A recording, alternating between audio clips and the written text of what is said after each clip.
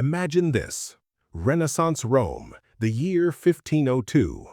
The marble halls of the Vatican glow with candlelight, the air heavy with the scent of roasted peacock, spiced wine, and something else, the metallic taste of electricity. A wedding is taking place, a union of spectacular political weight.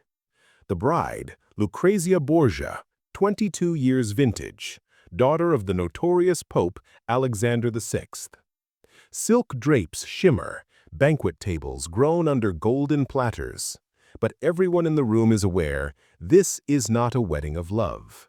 It's a wedding of survival. And before the night is over, this celebration will descend into one of the most humiliating spectacles ever staged in papal history.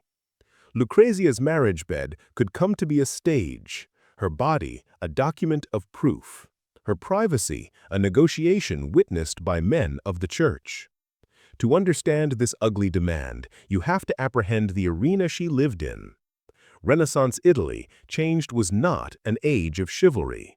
It was a viper's nest of transferring alliances, city-states like Venice, Milan, and Naples, locked in a deadly chess game for dominance. At the core of it all sat the papacy, ruled by the Borgias, a name whispered with equal elements fascination and fear.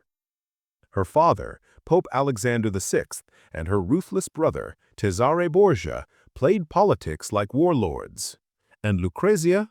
She was their most precious pawn, married off to forge alliances, discarded when her usefulness expired. Her first marriage annulled at the humiliating claim that her husband became impotent. Her second, to Alfonso of Aragon, the man she may have genuinely loved, ended in blood. Stabbed, strangled, and left dying on the steps of the Vatican by the order, many believed, of her own brother. Through 1502, Lucrezia turned into no naive bride. She became a 2 times widowed woman, her caul soaking wet in scandal and rumor. Now she was to wed Alfonso d'Este, inheritor to the proud Duchy of Ferrara, a family old, noble, and deeply suspicious of Borgia blood. They feared her. They feared them. So they made a call. Gruesome, however, in their world, logical. The marriage must be consummated, and it should be witnessed. No whispers of impotence, no talk of fraud, no risk of annulment. The alliance needed to be sealed in flesh, earlier than the eyes of the chosen.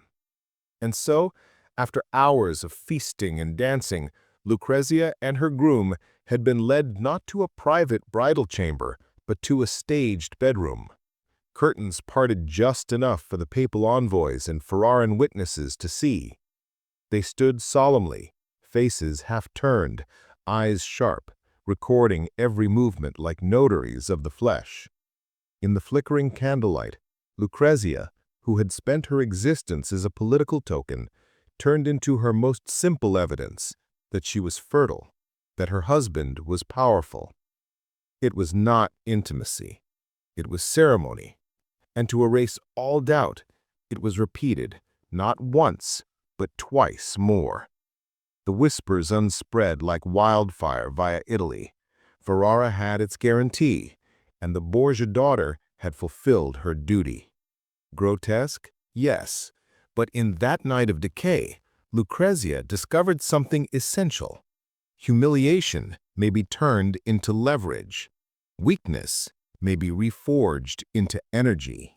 The Lucretia who arrived in Ferrara became not the trembling bride they anticipated. She became transformed, armed with evidence of her legitimacy and the authority that came with it. She used it like a shield and at times like a sword. Not the Pope's scandalous daughter, but the Duchess who had publicly sealed one of the maximum crucial alliances of her time. And she might in no way allow them to neglect it. Instead of hiding from whispers, she owned them. She built her photo: grace, mind, composure. She hosted salons in which philosophers debated Plato, and poets recited verses below candlelight. She controlled the narrative. The court that when mocked her now favored her. They started out to whisper different things, not of scandal, however of brilliance. She weaponized art and piety, investment convents, and commissioning masterpieces, cleaning her photo in the glow of tradition and devotion. And while her husband changed was away at battle, it was Lucretia who ruled, issuing decrees, coping with affairs, ensuring Ferrera's survival. In time, her people referred to her as the Good Duchess, a title she earned, not by delivery, but via resilience. Historians still argue, did she resent the position compelled upon her, or did she grasp it from the very starting? Changed was she really surviving, or quietly plotting her ascendancy the whole time? We'll never know. Her letters were careful, her tone constantly measured. She never let the world see the full truth.